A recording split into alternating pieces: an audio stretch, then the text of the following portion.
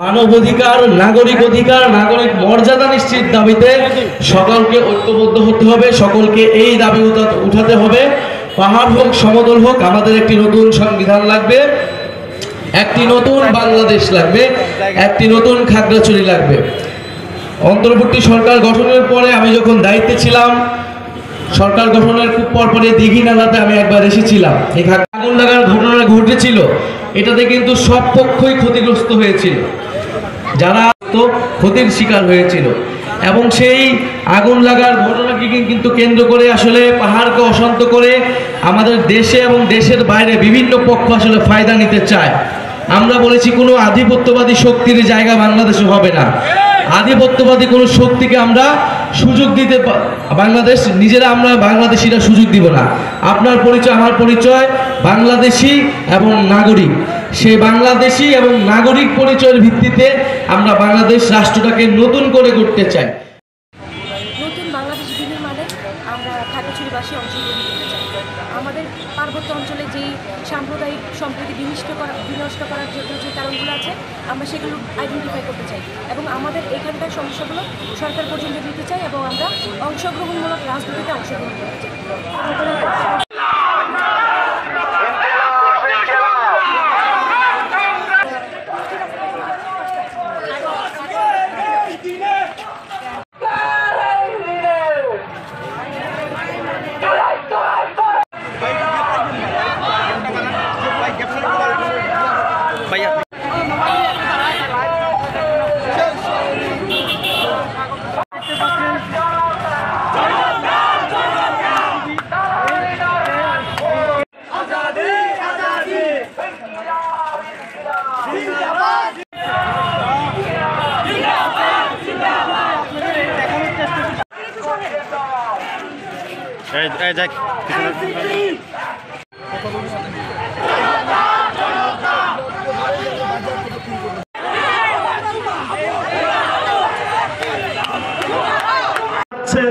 তাদের কাছে এখানে আমরা এখনো ডিজিটাল সেবা পৌঁছতে দেখি না।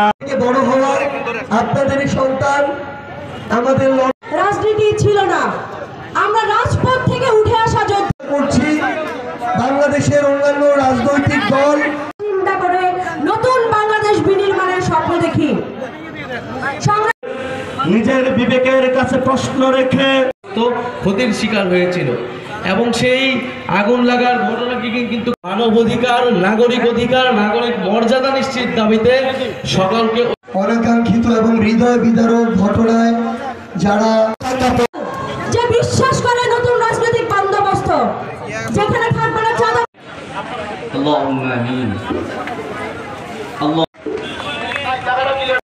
আপনি যেই জাতিরই হোক, যেই ধর্মেরই হোক, যেই লিঙ্গ, যোদ্ধা ভাইয়েরা এসেছেন তাদেরকে আন্তরিক ধন্যবাদ এবং কৃতজ্ঞতা জানাই।